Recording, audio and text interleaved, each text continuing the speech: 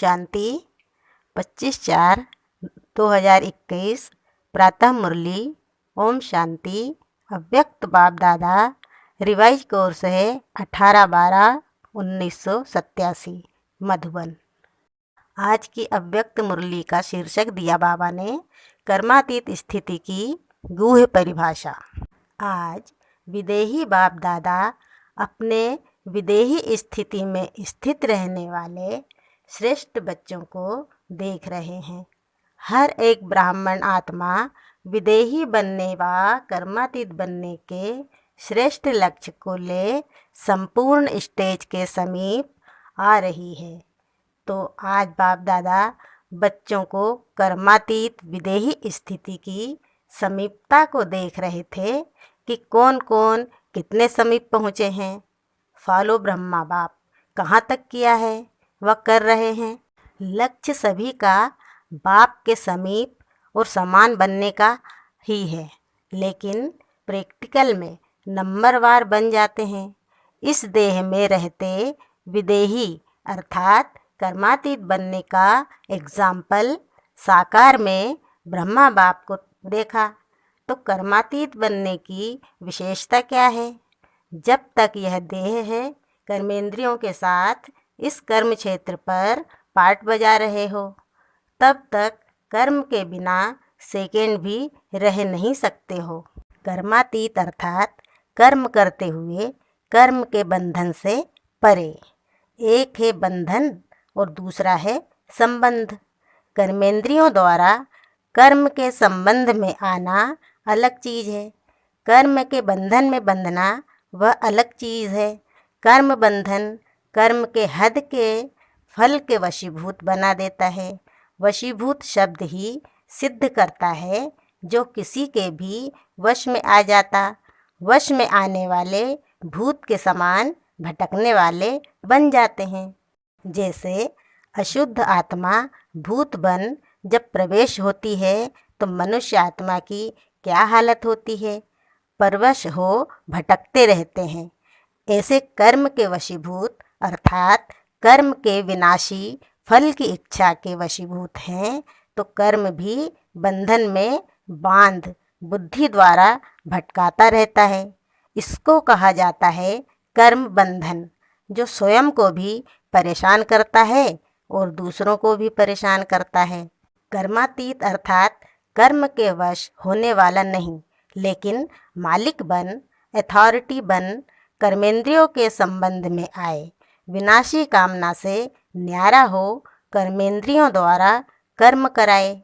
आत्मा मालिक को कर्म अपने अधीन न करे, लेकिन अधिकारी बन कर्म कराता रहे। कर्मेंद्रियां अपने आकर्षण में आकर्षित करती हैं, अर्थात कर्म के वशीभूत बनते हैं, अधीन होते हैं, बंधन में बंधते हैं। कर्मातीत अर्थात इससे अतीत अर्थात न्यारा। आँख का काम है देखना, लेकिन देखने का कर्म कराने वाला कौन है? आँख कर्म करने वाली है और आत्मा कर्म कराने वाली है। तो कराने वाली आत्मा करने वाली कर्मेंद्रिय के वश हो जाए, इसको कहते हैं कर्म बंधन। कराने वाले बन कर्म कराओ, इसको कहेंगे कर्म के संबंध में आना। कर्मातीत आत्मा संबंध में आती है, लेकिन बंधन में नहीं रहती। कभी कभी कहते हो ना कि बोलने नहीं चाहते थे लेकिन बोल लिया, करने नहीं चाहते थे लेकिन कर लिया। इसको कहा जाता है कर्म के बंधन में वशीभूत आत्मा। ऐसी आत्मा कर्मातीत स्थिति के नज़दीक कहेंगे या दूर कहेंगे? कर्मातीत अर्थात देह, देह के संबंध पदार्थ लौकिक चाहे अलौकिक दोनों संबंध से, बंधन से अतीत अर्थात न्यारे। भल संबंध शब्द कहने में आता है देह का संबंध, देह के संबंधियों का संबंध, लेकिन देह में व संबंध में अगर अधीन है तो संबंध भी बंधन बन जाता है। संबंध शब्द न्यारा और प्यारा अनुभव कराने वाला है। आज की सर्व आत्माओं का संबंध बंधन के रूप में बदल गया है।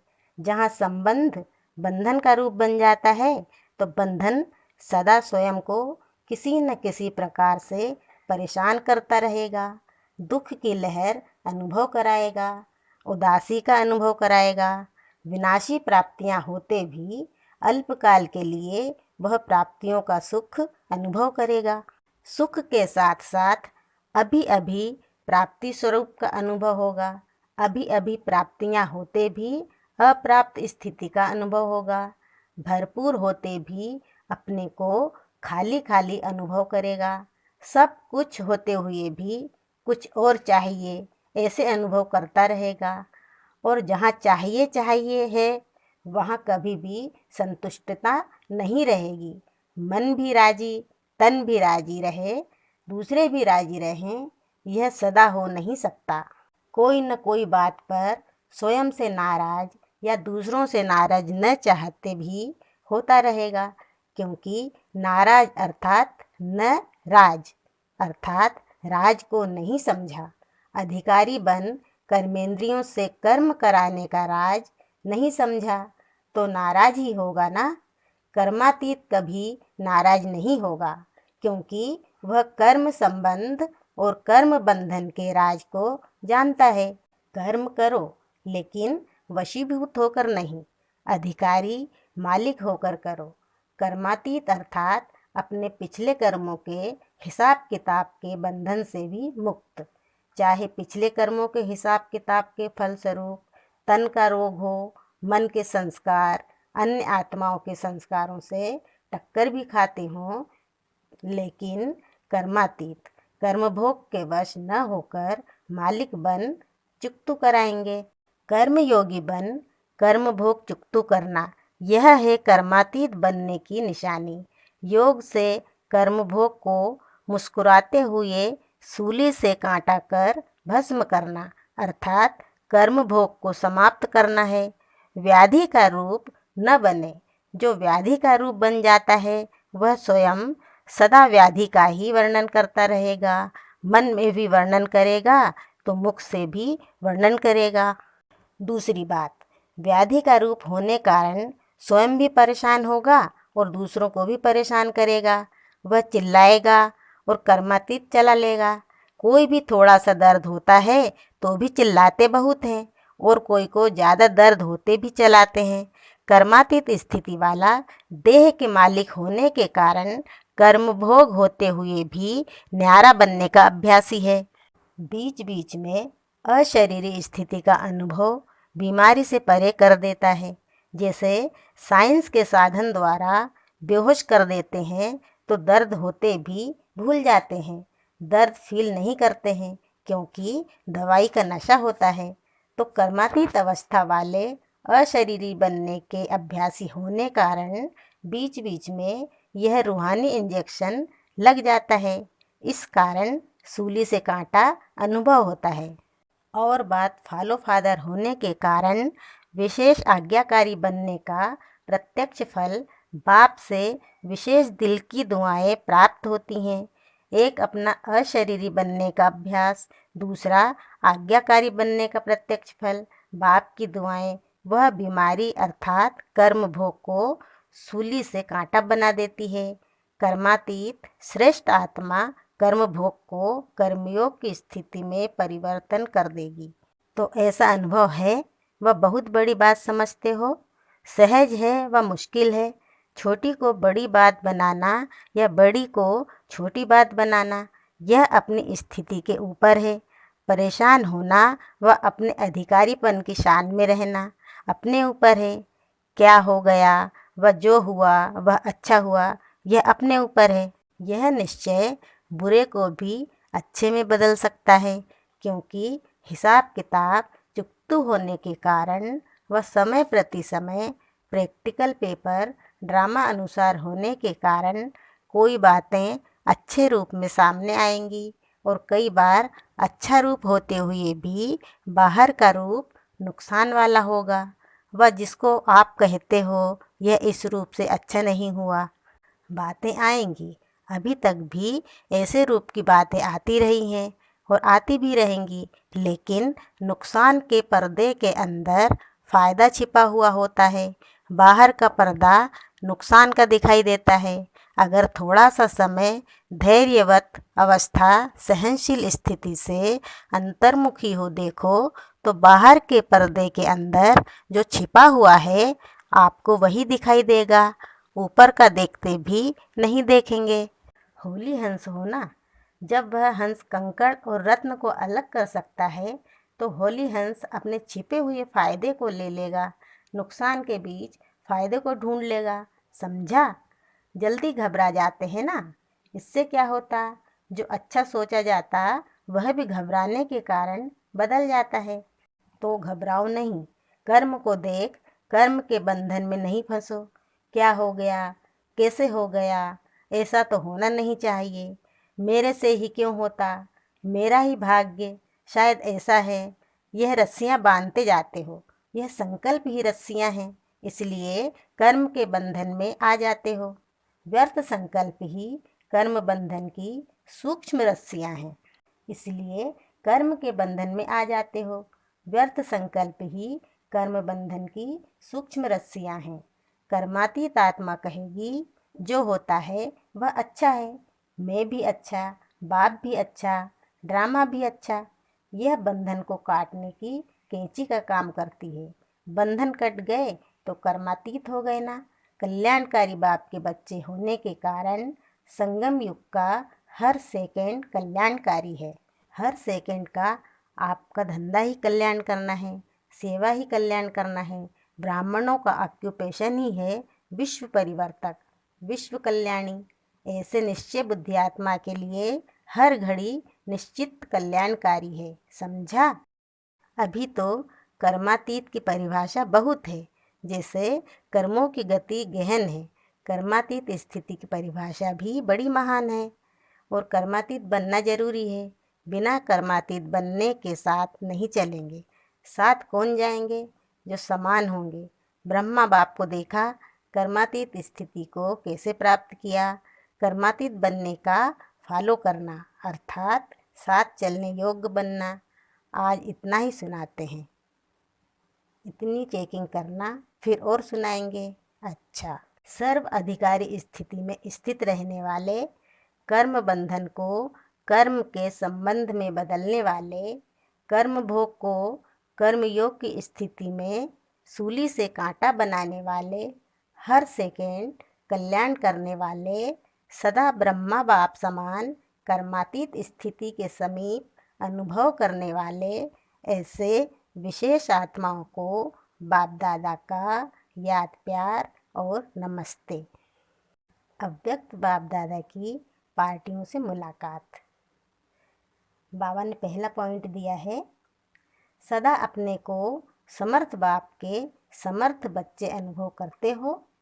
कभी समर्थ कभी कमज़ोर ऐसे तो नहीं, समर्थ अर्थात सदा विजयी। समर्थ की कभी हार नहीं हो सकती, स्वप्न में भी हार नहीं हो सकती।